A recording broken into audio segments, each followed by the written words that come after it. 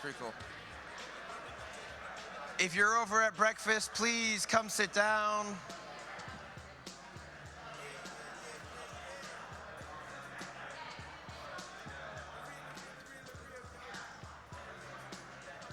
We have a really great panel scheduled for this morning to kick us off, and then an awesome opening keynote as well. Steven, get to your seat, man. I'll call people out.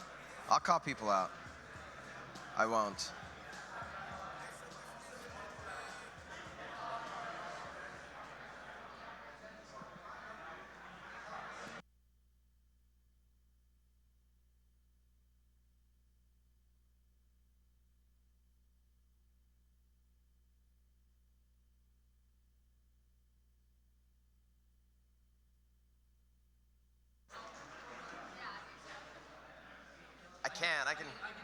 I can do it.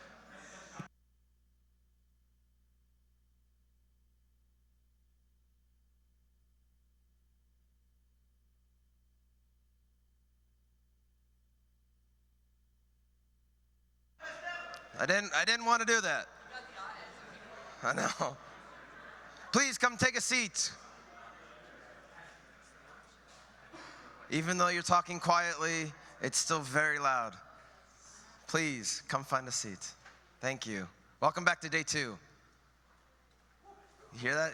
Drop a needle. Drop a needle. Give you guys a round of applause. You're here at 9:30 in LA, right? Congrats to you guys. Real quick before I introduce the panelists, or I should say just Sid as the moderator. If you are attending or wanting to attend the closing party tonight at the Staples Center, please make sure you grab your tickets at lunch or during the networking breaks upstairs at the MGM at registration. So if you have not yet picked up a ticket, you can go to registration and do so. We'd love to have you. We are at the Hyde Room, super VIP, super bougie, super LA. So please come join us tonight as our closing party hosted by MGM. I'd like to welcome to the stage our panel. Can we change slides so I can get to the title of the next one? They're doing too many things. We'll get it figured out in a second. But Sid, please come on up. You can introduce yourself and your panelists. So please give Sid a round of applause. I need to put my purse somewhere. You're good. You don't even. Is this on? You guys hear me? Okay, cool. Hi. Good morning. Good morning. Thanks for coming early. Wasn't sure there'd be anyone here. So I'm Sid Foreman. I'm a partner at the law firm Shepherd Mullen in the entertainment and media department, and I head up the esports team there. And I will let these astute panelists introduce themselves. So Stan, Luke, Nikki, please welcome them.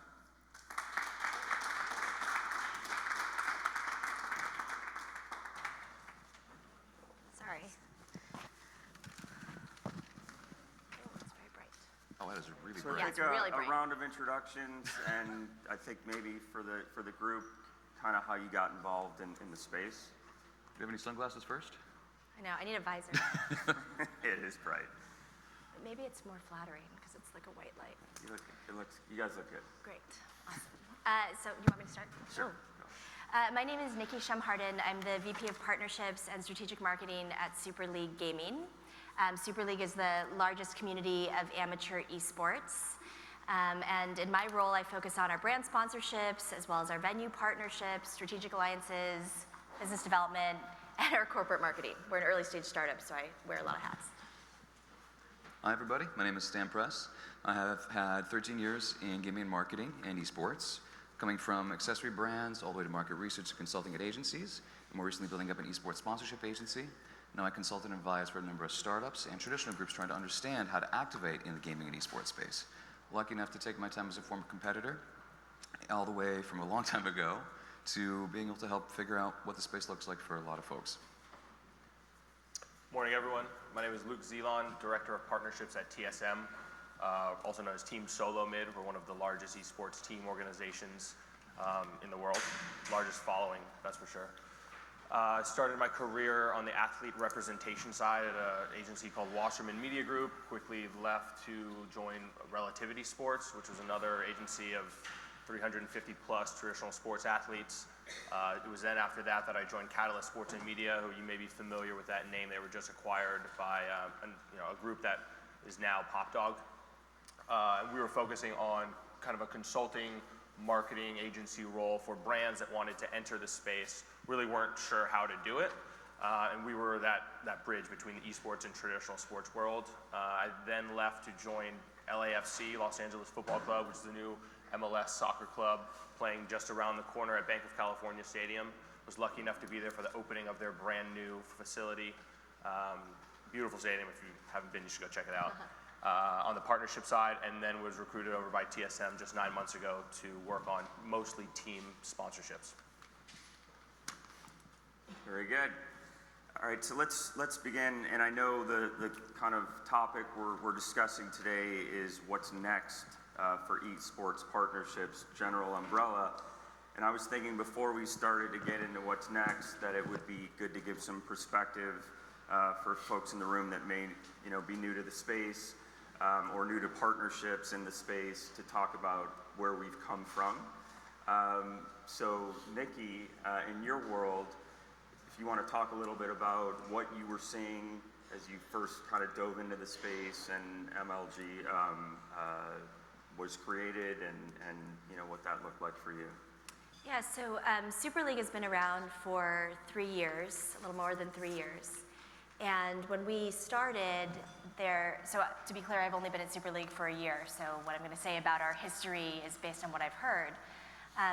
We were able, thankfully, to start a lot of our partnerships based on a mutual belief in this concept of good gaming, right? You hear a lot about the toxicity in the game space, and Super League, because we are a community organization and we bring amateur players together in person in local communities, there's just an inherent good gaming feeling to the things that we do. And so a brand like Logitech G, who wants to stand for something bigger and kinder in gaming, really resonated with us, and we resonated with them. And they not only came on as a brand sponsor of all of our initiatives, so a title level sponsor, but they also invested in our company. And we saw that a lot. That's just one example, but we saw that a lot with our initial conversations, where companies that didn't just want to sponsor what we were doing, but wanted to invest in our company, wanted to show that they believed in what we were trying to stand for and what we were trying to accomplish, and also just to help grow us. So we, in the early stages, entered into investment deals, strategic partnerships with Cinemark. Super League runs a lot of experiences in local theaters, also with Red Bull and Logitech G. So, and then fast forwarding a few years later, now the onus is on us to make good on all of those promises and beliefs that we had 3 years ago and start demonstrating that with numbers, right? In the beginning, it was just about, here's what we stand for. It's a beautiful mission. We're building our audience, be part of our growth story. Now it's, okay, how are we delivering reach, impression, views? How are we aligning with what your CFO and what your CMO are demanding of you? Yeah, we're gonna get into that quite a bit. Stan, maybe you've been in the industry for quite some time. Be good to get your kind of historical perspective of what this used to look like with brand partnerships, at the infancy stage. No, at the infancy stage, we were just lucky to get any accessory brand to give us some product to wear when we're competing. At that point, we're talking about 2005, 2008. Very few brands were in the space, and outside the few that were accessory brands, that was about it. Now, if you can know anything about accessory brands, because I used to work at Astro and Elgato and had a lot of those sponsorship deals under my belt there, we didn't pay for a lot, but we asked for a lot. Just because that's just the nature of accessory brands, we didn't have a lot of big budgets. But we needed to prove some kind of conversion, some kind of return on any of these investments. And it wasn't easy, because at that point, we're talking about moving into where esports was in the 2010, 11, 12 range. And that's when League of Legends was starting to blow up. That's when Counter-Strike was, CSGO was not really there just yet at that point. But we started to see more of these opportunities and more the formalization of these more traditional accessory partnerships. We still really hadn't seen a lot more traditional brands in the space just yet. Right. But I like to use the word traditional, not endemic. I find that word to be a little weird for brands from the traditional side. I think that any brand is endemic to esports. That's the way I want to look at it, because I want to have them welcome to the space. But going back to the earlier side of things, strictly accessories, maybe a couple of drink brands if you're lucky, and that was about it. So I have a question. Can we go straight? Yeah, absolutely. When you say asking for a lot and not delivering a lot, can you quantify that? Oh yeah, when you work in an accessory brand, you generally have a fairly small marketing budget because a lot of that goes into more traditional marketing, sales, media, online, etc. But you know you have to be active in esports. Right. Either if your product's based on that community or you have a strong adoption in that community, you have to spend on that. And for us at the time, it was ranging between $50 to $100 to $200,000 a year, depending on what the team was. Yeah. When that That's would be per team or total? per team. And some of the brands would pay for less, some of the brands would pay for significantly more because they just had more to play with. Right. And then were they aligning that to a CPM or a CPV or? None of that existed back then. Right. We would try on the Yeah. accessory side. Right. So it's just you're asking for 200,000 and then there's very unclear deliverables. Oh, or we were KPIs. actually, they were asking us the 200,000 or 100,000 or 50,000, whatever we would actually be able to afford. And sometimes the team or the value would have something you can't say no to. Sometimes you just Right. have this number one team that just won something. You knew, all right, if we don't do it, one of our competitors will. Right. So there's always kind of this game where we try to get our products into the right teams at the right times, but getting the deliverables out of them, it wasn't easy. Right. Because I definitely see that as being an evolution in the sponsorship deals. I think in the early stages, you could ask for a lot just based on it being esports. And let's jump in it. It's early. Let's just throw 200,000 at it. And there weren't key metrics. There weren't clear KPIs. Yep. And I think now certainly the traditional or endemic brands are saying, okay, we want to see that return on investment. We're now starting to compare you to some of our other sponsorship or marketing deals. Yep. And I think that non-traditional brands are asking what those KPIs are and are not willing to just dive in purely based on it being the sexiness of esports. And that's probably why it's been so slow, because the non-endemic brands know we need to hit these numbers to justify Yes. this spend to our CMO or CEO. Right. Endemic brands, traditional brands, not so much, because they know gamers need keyboards, gamers need computers, right, Right. by trade. So they don't have to justify it, or didn't have to justify it in the same way. Yes. Yeah, not to that level of depth, because for us it was always just a matter of sales conversions and just seeing the product out there. Right. Any kind of organic awareness we get out of just having a headset on stage or having our logo on a jersey, that was enough. And we just have that mental checkbox of, great, we're doing a good job, we're spending our money wisely. I try to ask for more from the teams in terms of content, deliverables across social media, video, stream integrations, and that's where we could try to do a little bit more. And the only metrics we really had were conversions, and that's about it. Right. So, Luke, what does the ecosystem look like today in your world? The types of deals that you're doing, whether it's an endemic traditional for someone that has sat outside the ecosystem, you're getting approached. There's some outreach there. What are they looking for? What are those deals looking like for you guys today? I think with the non-endemic brands who are interested in esports, it's for the right reasons. It's a young audience. They're super engaged. You're going to a major passion point in these people's lives. And so you have the opportunity to bring your products and services to them where their full attention is. I think the trick that we've seen start to develop that traditional sports organizations already know or already their fans are comfortable with is how do you create a partnership that doesn't affect the actual content that's being produced. Because you can slap logos on things and you can completely shut down a stream and do some kind of shout out or integration or there's a lot of Twitch extensions that sometimes can be a little difficult to get through and actually consume the content in a favorable way. It's how do you break through that barrier and enhance the experience for the fans, reward them for being a fan, in my case, of TSM or our players, Right. because that brand is now enhancing, creating better content. Right.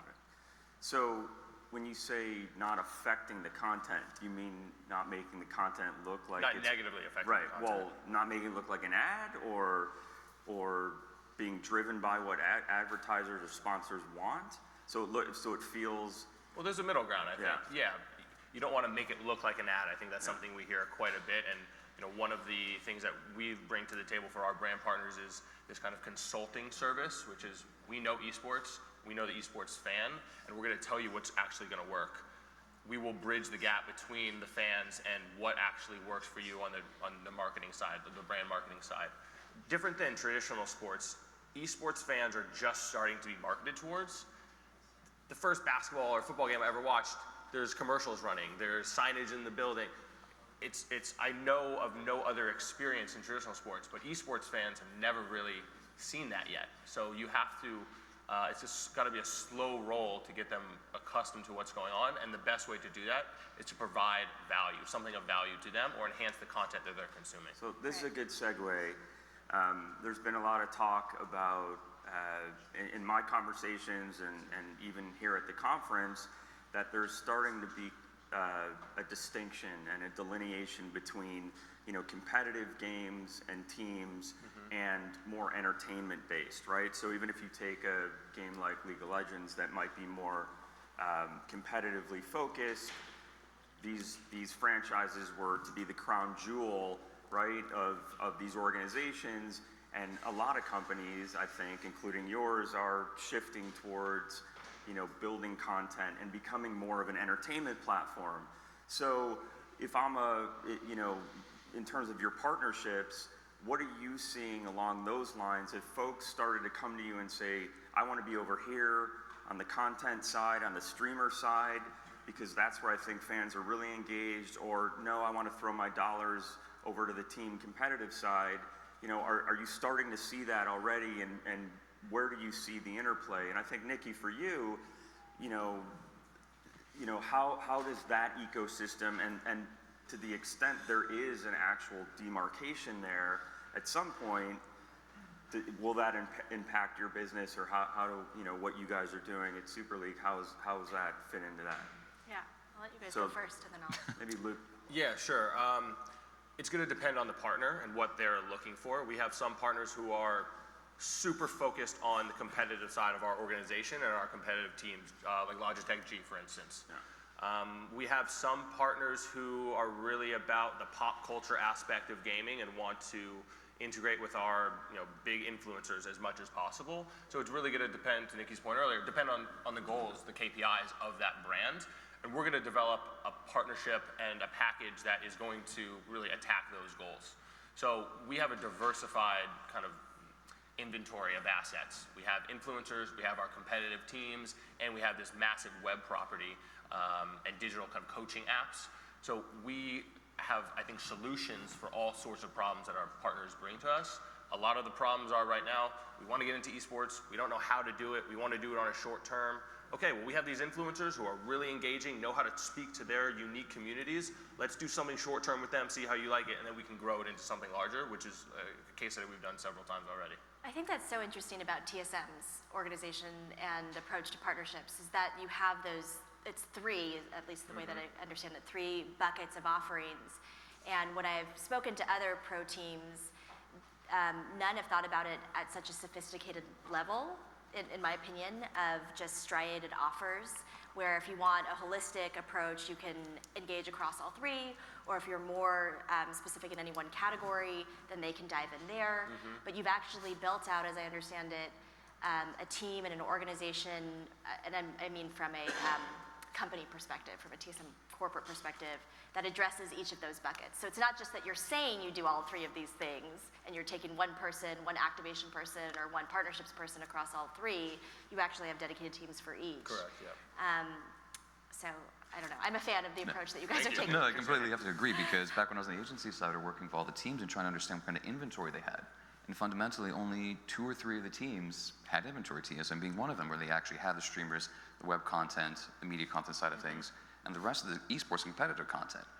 Where a bulk of the teams, when we're just offering them opportunities and trying to figure out what that inventory looks like, right, so we can actually go to market with that when we do package that together across multiple teams and multiple groups, we found that majority of the teams had no inventory. Yeah. Zero inventory. And so if you were to actually go to market, say if you were if you're on TV and you're trying to sell your ad space, you're just going to all these traditional brands, hey, just hop on TV, just pay us, and we'll build you the inventory. Right. That'd be ludicrous. Yeah. And some pro teams, I think, stake a claim in we win. That's just what we do. And that's great when you're winning. Right? Well, God forbid you lose one time. Exactly. And then you have no other inventory, and you don't, from a brand perspective, stand for something else. So again, I think it's smart to have a diversified offering and different types of inventory that you can offer to brands. Yeah. Actually, one of the things you really want to think about is the fact that a lot of these teams are sitting on inventory, but they haven't packaged it in a way Right. that is compelling to traditional brands. Right. Endemic brands are all happy with it. Traditional brands are going to want something more. They're going to want some kind of, well, it's really going to depend on the brand, the area that they play in. Food and beverage, snacks are going to want very different things than, say, apparel or technology. Yes, agreed. So we hear a lot about engagement, fan engagement, audience engagement in esports. I think that's a lot, a significant reason why, of course, brands are looking at this space and saying, I want to be involved, I want to get in, I'm not sure how. Can you talk a little bit about, your average person or your non-endemic brand about what does that mean and what is it that's unique about esports that kind of creates this engagement, and then how do you translate that to a valued sponsorship? I actually have a video. Can I play a video? You may, I think. Sir, can I play? I have a video. It's called Level Up. So while he's queuing that up, I'll show you a quick video about an activation that we did with Samsung. I guess they're probably closer to being an endemic than not, but it still answers the question in that we put together an activation that brought together multiple parts of Samsung's business. So it took place at Samsung 837, the venue, which is in the Meatpacking District of New York. Everyone was playing on Samsung Galaxy 10 devices. It was a launch event for that new phone. And then Samsung has a really close relationship with Epic Games. So we were able to bring in Ninja into the event. We also brought in Icon, the K-pop band, for their first ever US performance. And it was a live Fortnite tournament that took place on Samsung Galaxy 10 devices in Samsung 837 store. Epic Games released an exclusive island it's not exclusive anymore, but the first day that it was available was at our event. Super League TV owned the Ninja live stream. This isn't it. This is a good one too, but this isn't it. And so it was, in my mind, a good example of engagement across multiple levels. So this isn't it either. Oh, gee. Sorry, sir, this is not it either. Also a good one. Nope. I feel like, should we move out of the way? Not that one. I can't read this. So. Sorry, guys. No, sorry, it's not this one either. Sent a lot of videos, Nikki. I can't read this. It should say level up. Yeah, that's not what it's labeled as. It's what? It's not labeled as that. Oh, okay. Just get those four. Let's just play one. Let's just play a good one. There, you can see better there, Nikki. What? You can see. Oh. Probably you can see better there. I just realized. Call. Also love the confidence in all your content. Thanks. Level up. This might have nothing to do with what I just said. I don't know what video this is. Oh, yeah. This is a good one.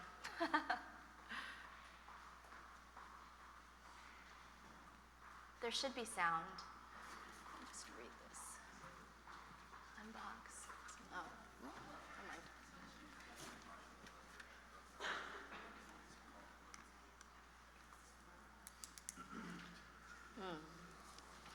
Do you see one that's called Level Up?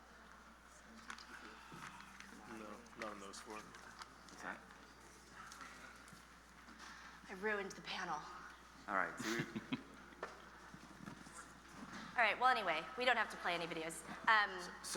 Yeah, I mean, let's talk about fan engagement. I mean, kind of what that actually means. If you're, let's say I'm, American Airlines, and I know nothing about esports, I know there's a bunch of eyeballs. Obviously, people are jumping on airplanes. You know, pitch me esports. What does this mean? And pitch me this space. No pressure. Who wants to go first? Oh, I want this one. Yeah. I love the airline category. I think that they spend a ton of money in traditional sports.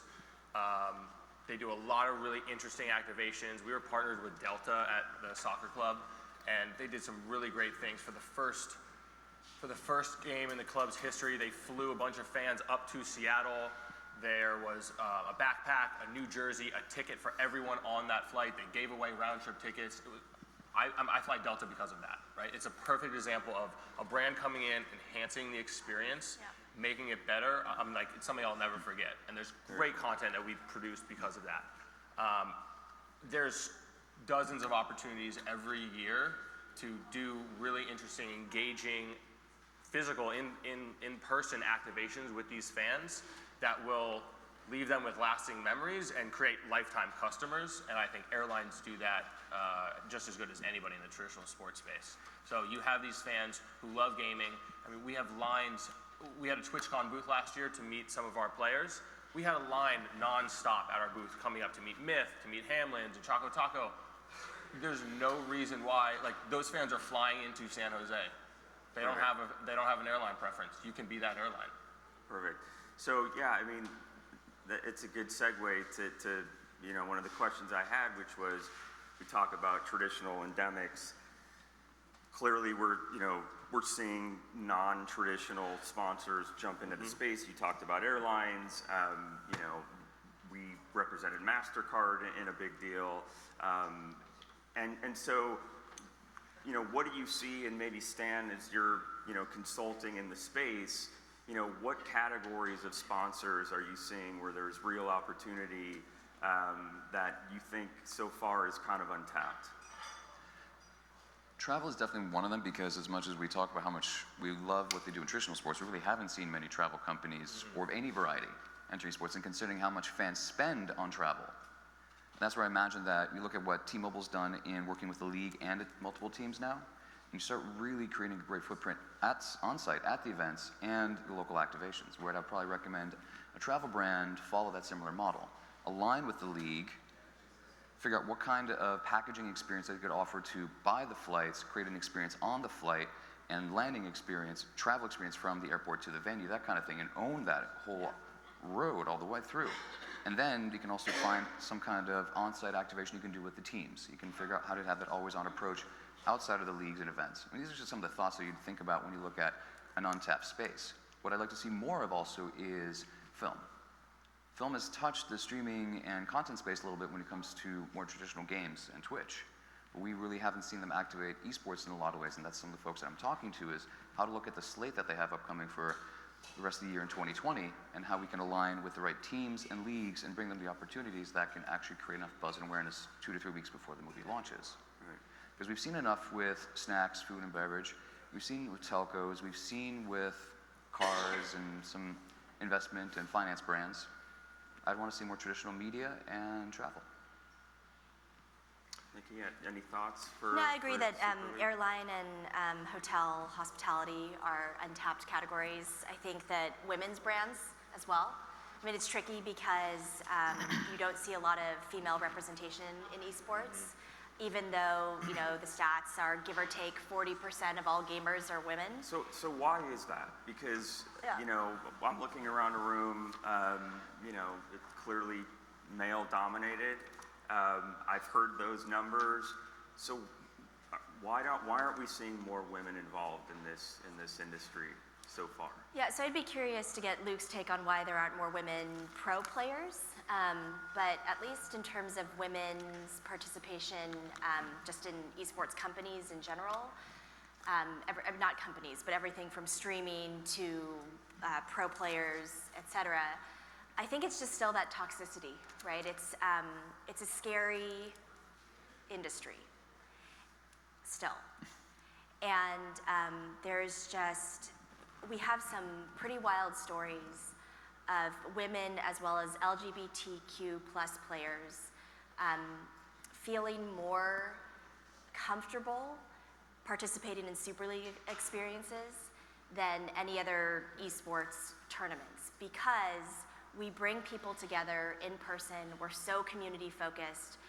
There's a social aspect to the activations that we're doing. So we're bringing players together at your local Topgolf, right? And you're getting to hang out in the bays, play some golf, play some Clash Royale, get some food and beverage, right? We're going to the movie theater together. We're playing in a tournament there, but we're also enjoying some popcorn together, right? There's a camaraderie, there's a community aspect to our events, and so You're as a not result, anonymous. right.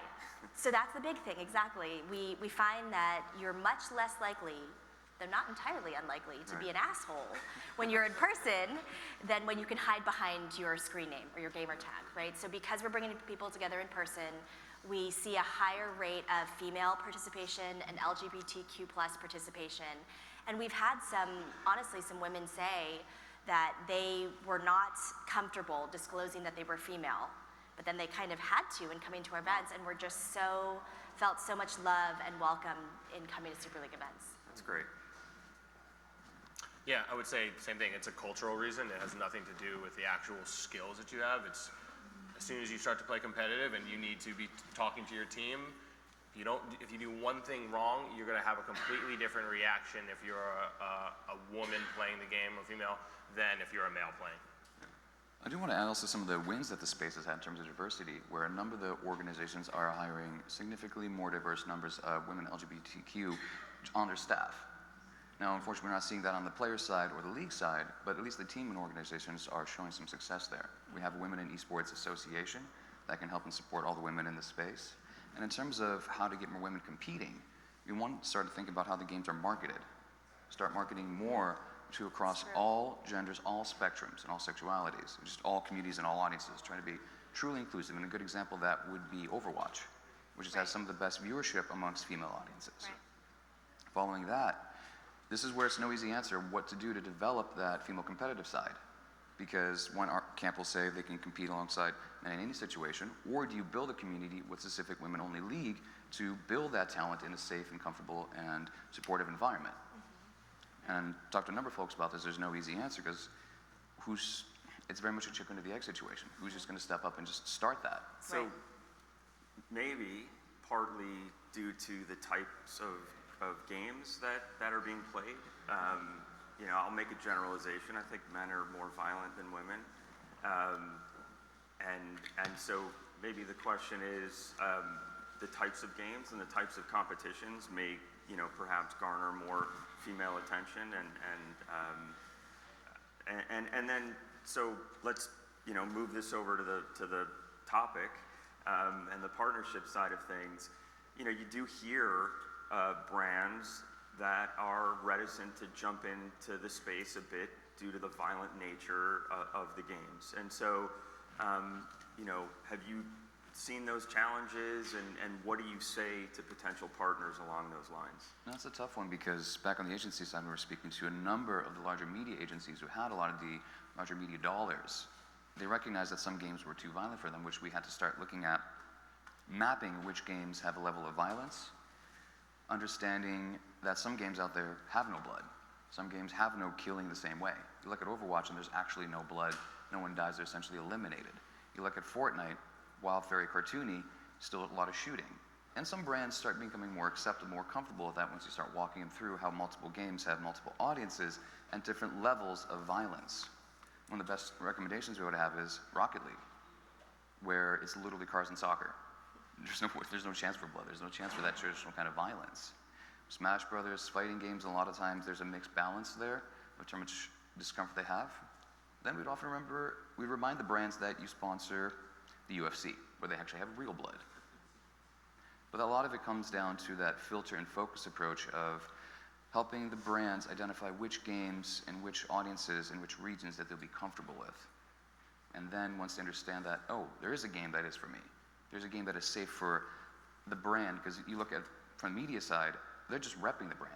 They have to play very carefully and play very safely. Right, but there's a lot of popular games that are violent. So, I mean, you're not always going to be able to point that sponsor into the direction of over here. This doesn't work, right? So, and look, I have an 11-year-old who plays these games. I don't believe that my child playing Fortnite is going to make him a violent person. But there are people that do believe that. And so I guess my question is, look, this is a nascent industry. It's evolving.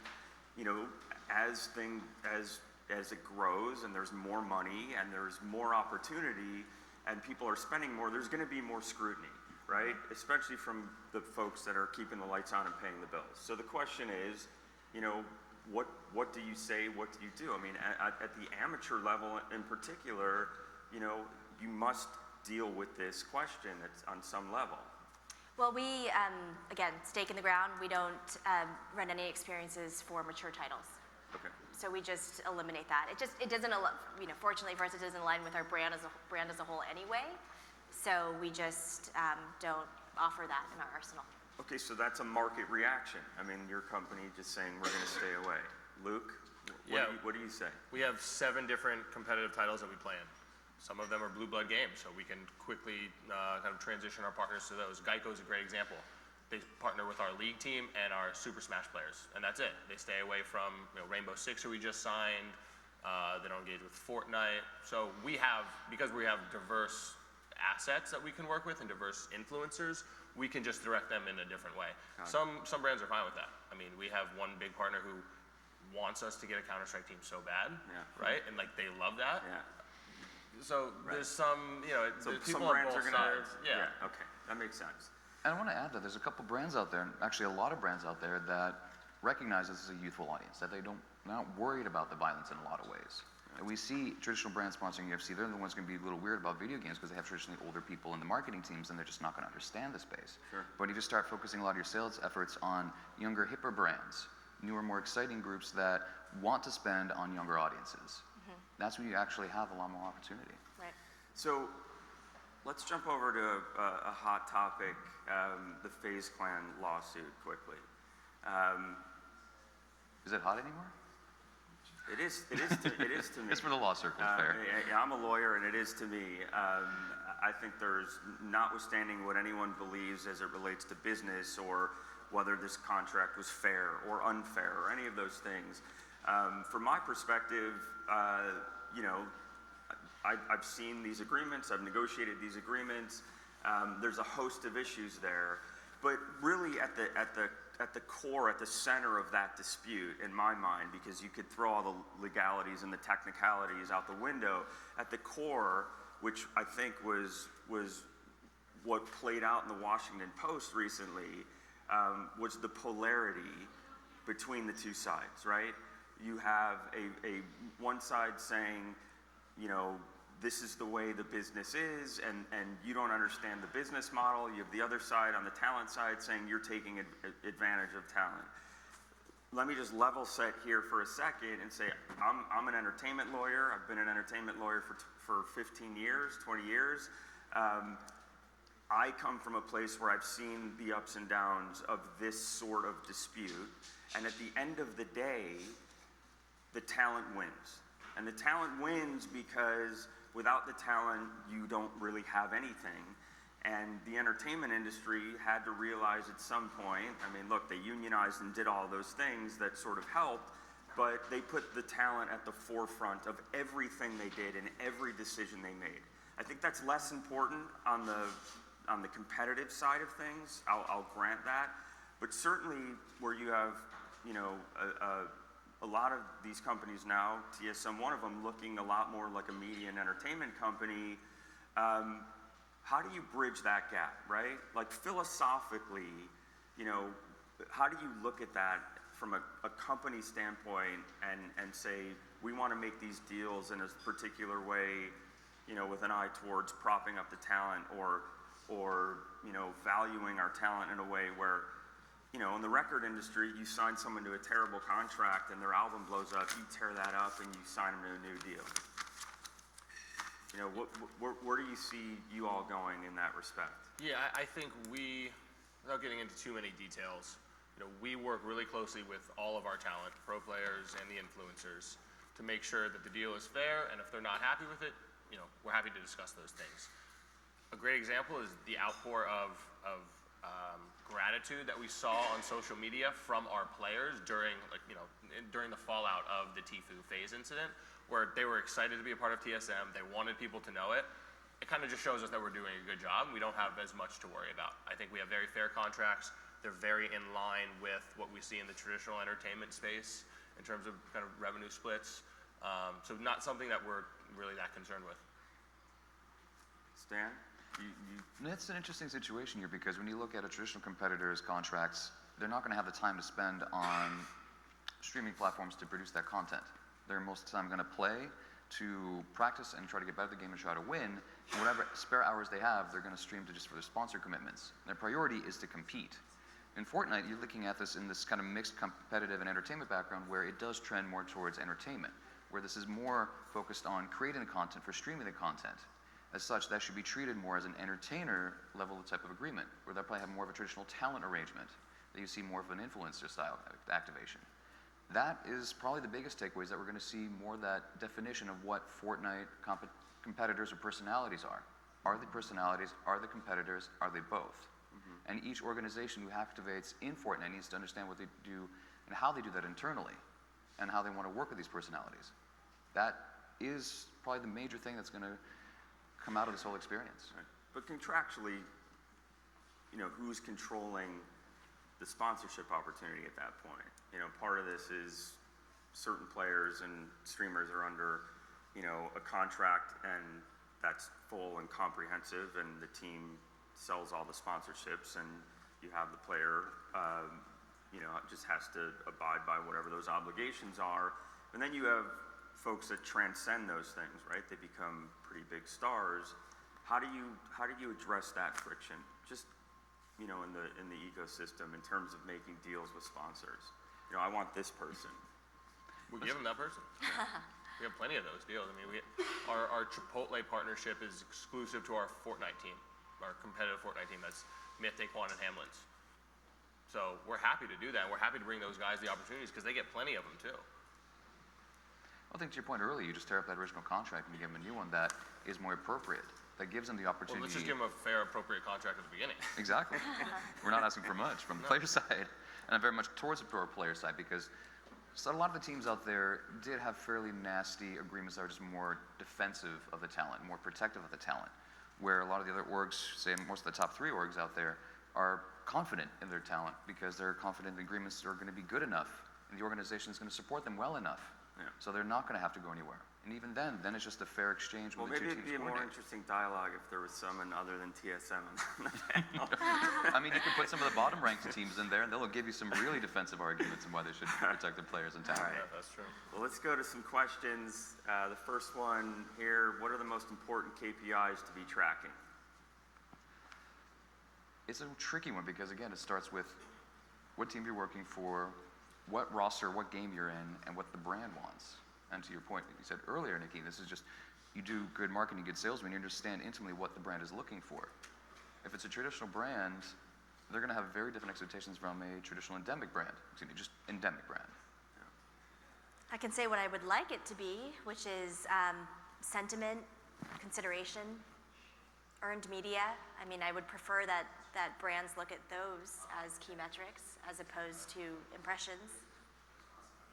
And there's going to be that weight of views from the social content, video content, engagements, impressions from all of that. And that's what a lot of teams are going to be comfortable providing because that's one of their core strengths. Right. In terms of traditional media, earned media, it's messy. It's not really quite there yet. Yeah, it's not. But it's just, it's silly because you can buy impressions, you can buy views. Mm-hmm. So it's unfortunate that we're measured against those KPIs when you can just buy them. Yeah, and I hear this rub a lot. So how do we get past that point, right? Is it moving your side? Is it moving the other side? How do we convey that that's not the correct measure? Because one of the things for some people it is though. Some people it is the correct measure. If you come into esports and you say, I want to become the, Chipotle was like, I want to establish our brand as one of the primary QSR brands in the space. So we blew them out of the water with impressions and engagement. And if you look at the social content or the YouTube content we produce, we're getting 3 million views on a video, right? That's the goal, and we nailed it. And now they turned around and said, okay, we need app downloads. So that's a completely different KPI and a completely different way that we attack that problem, right? We came out with the Myth Burrito, a custom burrito that fans can get through the Chipotle app. so they're downloading the app, right? There's different types of activations we can do depending on the KPIs, but that's going to come down to the brand understanding, well, what do I want? And we can help them, we can help talk them through that and figure it out, but I don't think there's one KPI that's more important than another.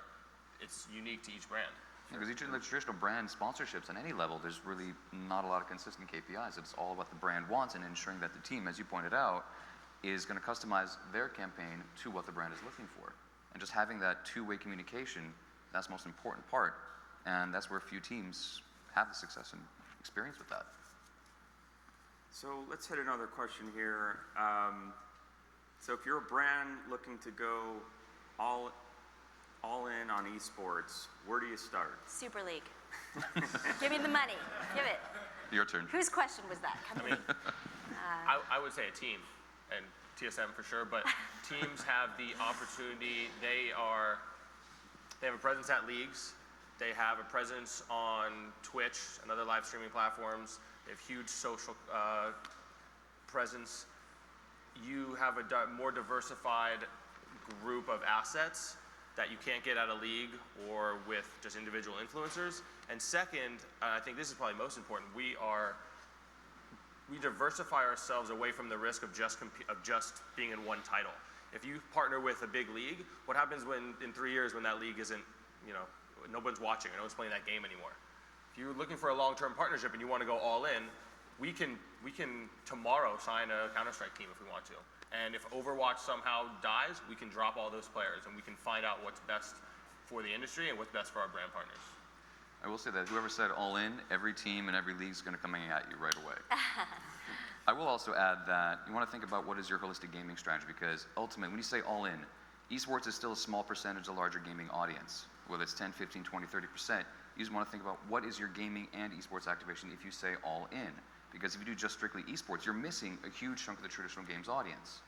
You look at that with Overwatch or League of Legends, esports is a good, highly active, incredibly vocal portion of that. But then you're still not touching the rest of the League of Legends audience. And that could be hundreds of millions of players worldwide.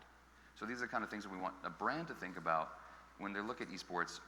What's their holistic gaming strategy and what part of esports is most appealing to them? So let's get into the economics a little bit. There's a question here, how do you figure out the value of a chart of your IP and what to charge a partner? What do you say to that? I mean, if someone comes in and there's going to be a spend, how do you value that in your ecosystem? In my experience, a lot of the partners would just make it up. There's a lot of just, and that was supposed to be a joke. I'm sorry, guys, it didn't work out. So. I laugh. Oh, thank you. Oh, sorry, so the brand people laugh. Appreciate that. The truth is that in traditional sports, you have a lot of tracking firms that will actually measure and put a value on your content. In esports, we don't really have that yet. And some of those tracking firms are getting involved in esports. We're seeing GumGum do more. We're seeing Replicom do more. And they're creating essentially what is the proper value of the earned media or the sponsorship value that an activation will get. Right now, that's significantly more than teams are charging. Significantly more than leagues are charging. So in my opinion, a lot of what a brand could potentially get with an esports team or league is a great deal. And that number is just what they will usually come up with based on what they feel their own value is, based on what they're trying to hit for their sales goals, what they're trying to hit for the brand, and whatever they can figure out. And that's where I want to hear from you guys on what that usually looks like. We kind of do it the opposite way. We back into the package. So if we are working with a partner and we'll just use easy numbers, he says, we want to spend $1 million, then we'll dive into, well, what does your business look like? What are you most interested in? Are there certain games? Are there certain influencers? Are there certain types of activations that you want to do? And then we'll put a plan together that fits into $1 million. 10 tweets, 2 events, so on, things like that. That way we can build something custom. We know what they have the budget to spend. At the same time, we understand that there's certain categories where the market is telling us there's one price, computers and PCs right now. It's something that we just sold a couple months ago. We know what the market is saying. We're not going, if someone comes and says, TSM, we want to spend $100,000 to be your official computer partner, I'm hanging up the phone. Right. We, for as much crap as I've given impressions and views, we know that at the end of the day, there's probably a CFO or a CMO who's going to be doing very simple math to calculate how much, what the CPM or CPV rate is against what we're proposing. So we always at least make sure that the CPM or CPV is competitive with similar esports sponsorships deals. And then we're also, of course, looking to cover our costs, and we have a markup and all of those things. Got it. Any other questions here? I think we've answered this, but if we want to talk a little bit about, will brand partners move away from impressions being the main, KPI? Do we see that happening? Yeah. Or is that the world in which we live? Yeah, I was just, sorry. No, take it. I was just talking to a brand that's more of an endemic. They've been in this space for a while, and I think for those brands, they feel more comfortable moving away from impressions and views as the main KPI. This brand was saying, he actually said, and I was like, I wonder if your CMO would agree with this, but he said, I don't care about impressions and I don't care about views. He's like, I care about brand sentiment. I want the players to have an experience, and I want them to associate that experience with my brand. One of the things that we're hearing a lot from brands right now is they want more experiential activations.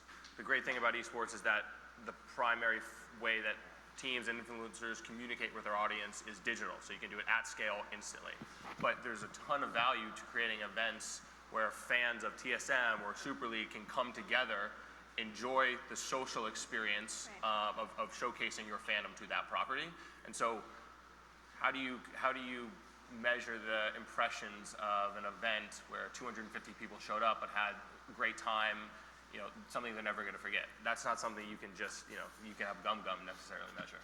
No, it's true. And when you have a campaign report, you want to have a mixture of whatever the deliverables are, the KPIs are, and have the proper weighting to whatever the campaign is asking for, whether it's traditional impressions, whether it's on-site attendees, whether it's an email addresses contained, or email addresses marketed to, whatever that looks like. That's going to be a mix of numbers that you're going to want to give a partner or client for the report. I like this question. Okay. Do you feel, well, I know we already talked about airlines, but I like that it says amateur in it. So I'm going to go ahead and pick that one out. Go ahead, you can read it. Where are we at the bottom? The top one? With travel being a large... With travel being a large chunk of live tournament costs, do you feel airlines can be engaged with amateur events as well as professional? If so, how? So we talked about airlines. You want to talk about airlines or something else? I want to talk about amateur events. Okay. Because that's Super League's bread and butter. Sure. Do I feel airlines can be? Yes, I do. I think you can be engaged with Super League and TSM, and you can fly our players to the events. So again, speaking specific to Super League, we have, for example, our national city championships where we bring together players from 16 different city clubs. It's kind of similar to an NFL model. And we play regionally and nationally and eventually internationally. So there's a lot of travel opportunity and an opportunity for an airline to say, we're going to help you, amateur player, get to this event because there's so much cost associated with having to get to said event. There's an event that we run every year with Red Bull called the Red Bull Super League All-Stars. And we bring together the 4 best amateur League of Legends teams from around the country. And they come to Los Angeles and they play in a final League of Legends exhibition match. And it's an entire weekend dedicated to those players. And for a lot of them, they're not pros, so they don't get stuff thrown at them. They're not getting free swag. They're not getting hooked up. So we've had a lot of players that it's their first time ever on a plane. Oh, wow. And the content that just is naturally generated from that is incredible. They're so excited. They're so grateful that Red Bull gives them this opportunity. And I'd love to tie an airline to that or any similar activation where they can really drive that positive brand sentiment. But I think the important thing to note there is, you're flying dozens of players in, right? And you're really impacting those dozens of players. Right. But the content that you're producing and then the Yes. story that you're telling about what American Airlines has done for Super League and the fans is the way that you're able to scale it, and that's where the airline is going to see the value. Thank you. So I want to also add that you brought up experiential, and you're almost entirely experiential if you think about it. That is the perfect opportunity, just putting all these things together. Yes, I agree. Well, I personally could sit here all day. This is tremendous, but I'm being waved to shut it down. So thank you guys so much. That was really Thank you. a great conversation. Thank you all. Yeah. Appreciate it.